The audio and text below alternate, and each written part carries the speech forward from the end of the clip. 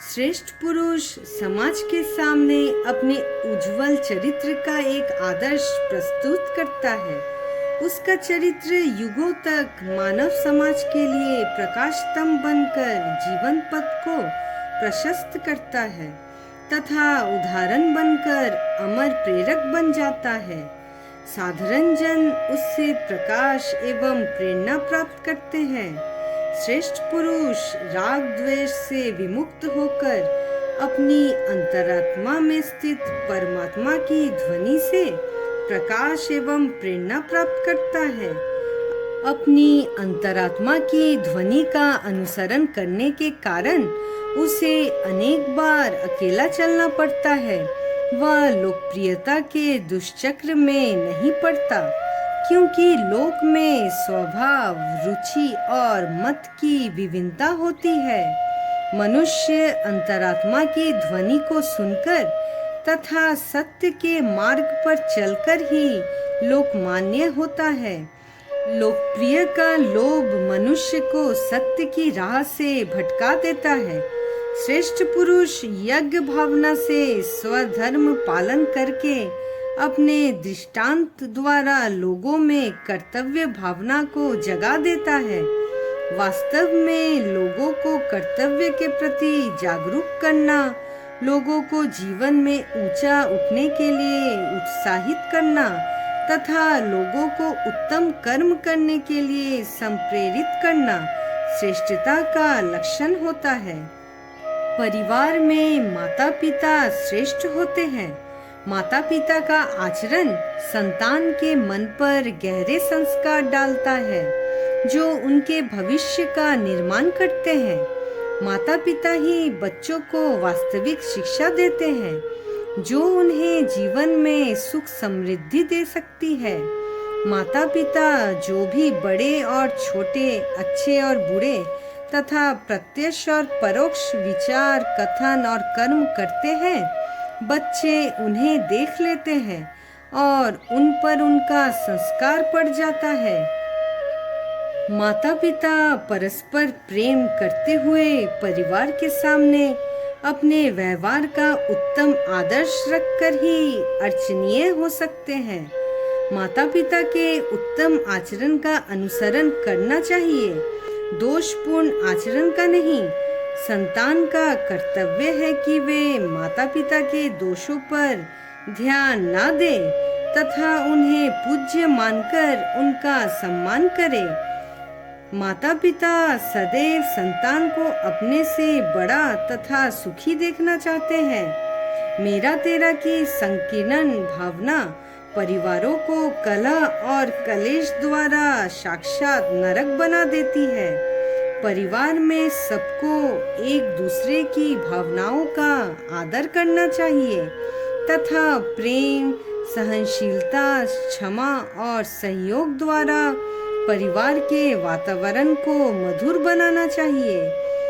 परस्पर वार्तालाप में किसी बात पर तर्क वितर्क को इतनी दूर ना ले जाना चाहिए कि कलह प्रारंभ हो जाए तथा उत्तेजना प्रारंभ होते ही मुस्कुराकर वार्ता का विषय ही बदल देना चाहिए। यदि कलह हो जाए तो अहंकार छोड़कर उसे शीघ्र ही प्रेम के जल से शांत कर देना चाहिए। परस्पर प्रेम तथा संयोग द्वारा परिवार की सुख समृद्धि में योगदान करना परिवार के प्रत्येक सदस्य का पुनीत कर्तव्य होता है। जो मनुष्य परिवार के प्रति उदार है, वही समाज का उपकार कर सकता है। परिवार समाज की प्रथम तथा प्रमुख इकाई होती है। इसी प्रकार विद्यालय में गुरुजन का कर्तव्य है कि वे छात्रों के सामने उत्तम व्यवहार का आदर्श प्रस्तुत करें। छात्रों का भी कर्तव्य है कि वे गुरुओं को देवतुल्य मानकर उनका आदर करें।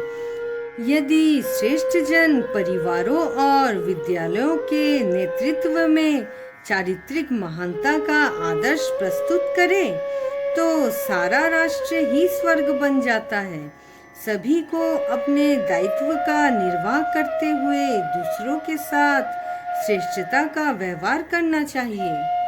श्री कृष्ण कर्म संपन्न द्वारा कर्तव्य कर्म करने का उपदेश करते हैं।